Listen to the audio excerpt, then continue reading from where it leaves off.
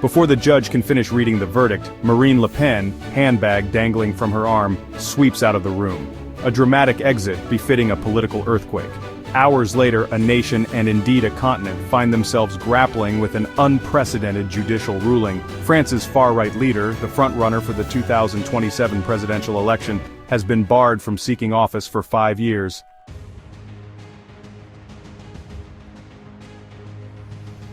The ruling against Marine Le Pen and her National Rally Party centers on the misuse of European Parliament funds amounting to €4.1 million between 2004 and 2016. According to the Paris Criminal Court, Le Pen stood at the heart of a system that diverted EU money intended for instead pay for party staff working on national politics. The court's presiding judge, Bénédicte de Pertuis, stated Le Pen's actions constituted a serious and lasting attack on the rule, but especially in France. The severity of the punishment, a 5-year ban from running for office with immediate effect, a 4-year prison sentence, 2 suspended, 2 under house arrest, fine, surprised even seasoned political observers. Notably, the ban applies even while Le Pen appeals, potentially eliminating her from the 2027 presidential race where polls showed her leading. The judge specifically cited Le Pen's lack of remorse as a key factor in imposing the immediate ban from office, an unusual and consequential decision that will profoundly impact French politics for years to come.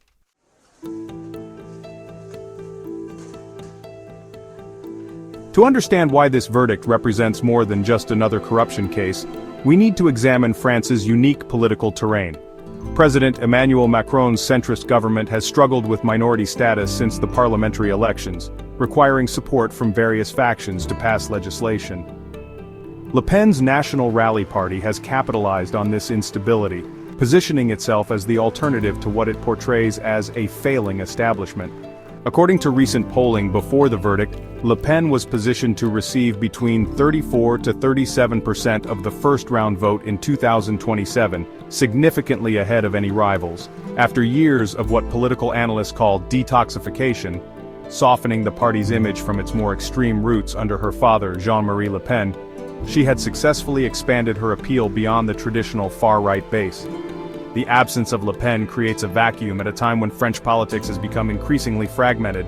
As noted by political scientist Mujtaba Rahman of the Eurasia Group, the ruling upends the field of candidates expected to compete for the presidency in 2027, with Macron unable to run again and no clear centrist successor in sight.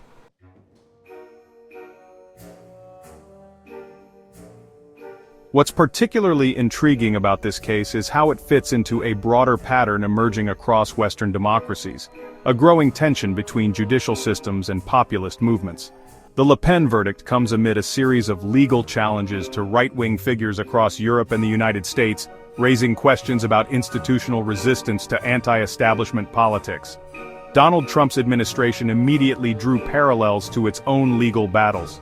According to U.S. State Department spokesperson Tammy Bruce, exclusion of people from the political process is particularly concerning given the aggressive and corrupt lawfare waged against President Trump here in the United States.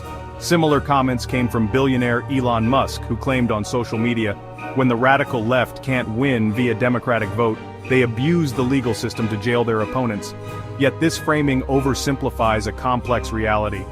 France's judiciary maintains its independence from political influence, and the case against Le Pen began nearly a decade ago, long before she emerged as the presidential frontrunner. The court emphasized that no one is above the law in a functioning democracy, even potential future presidents.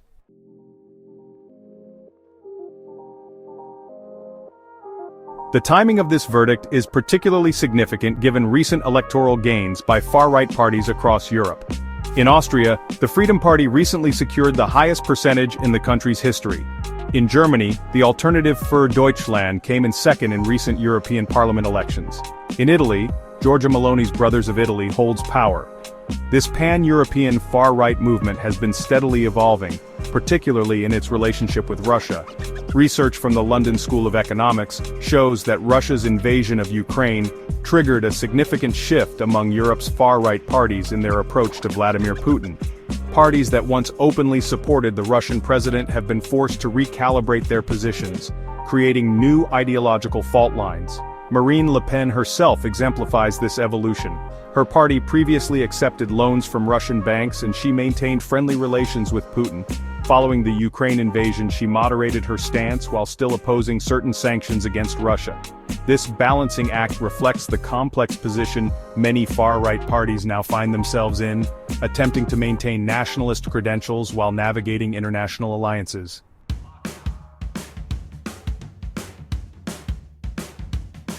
The immediate question facing the national rally is one of succession.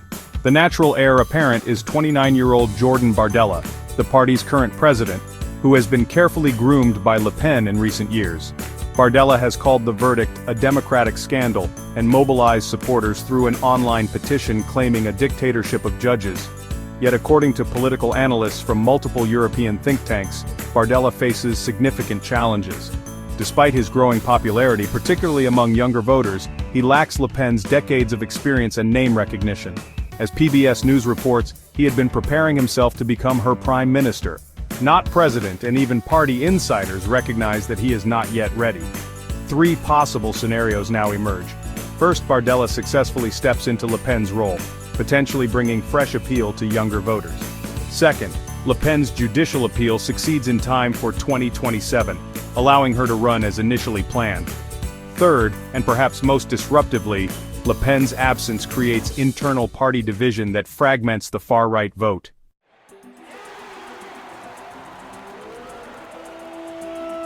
The reaction to Le Pen's conviction has revealed fascinating geopolitical alignments.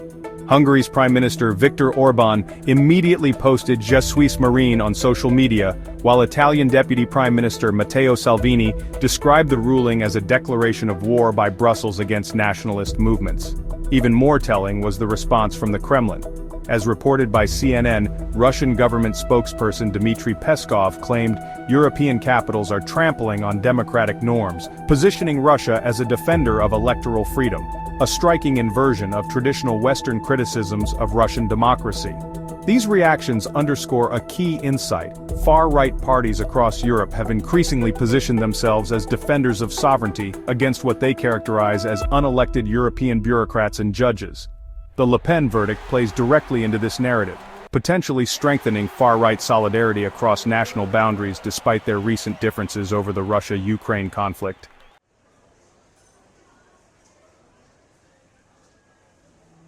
The Le Pen verdict raises profound questions about the balance between judicial independence and democratic choice. Some of Le Pen's political opponents have expressed concern about the court's decision, despite opposing her politics.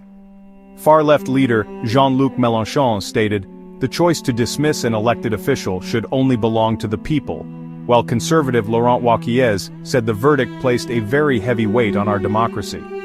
Meanwhile, defenders of the ruling argue that no democratic system can function without accountability. As Daniel Freund, chair of the Anti-Corruption Working Group in the European Parliament noted, the French judiciary shows that the rule of law applies to everyone, regardless of polling numbers. This tension between democratic will and legal accountability isn't unique to France. According to the International Bar Association, established democracies worldwide are facing significant efforts to shrink civic space and erode legal, judicial, and democratic checks and balances. The challenge becomes distinguishing legitimate anti-corruption efforts from politically motivated prosecution.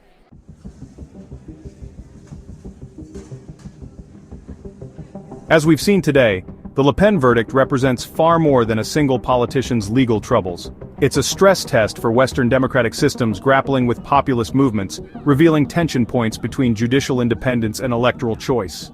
The consequences will ripple far beyond France's borders, potentially reshaping far-right politics across Europe and influencing relations with Russia and the United States. Whether this ruling ultimately strengthens or weakens democratic institutions depends largely on how political systems respond to the challenges it raises. What do you think? Is barring politicians from running a legitimate tool against corruption, or does it give too much power to unelected judges? Has the French court protected democracy or undermined it? Share your perspective in the comments below. If you found value in this analysis, subscribe to Omni for more insight into the hidden connections shaping our world. For those with expertise in European politics or legal systems, we're particularly interested in your thoughts on the precedent this verdict sets. This is Omni, looking beyond headlines to reveal the full picture.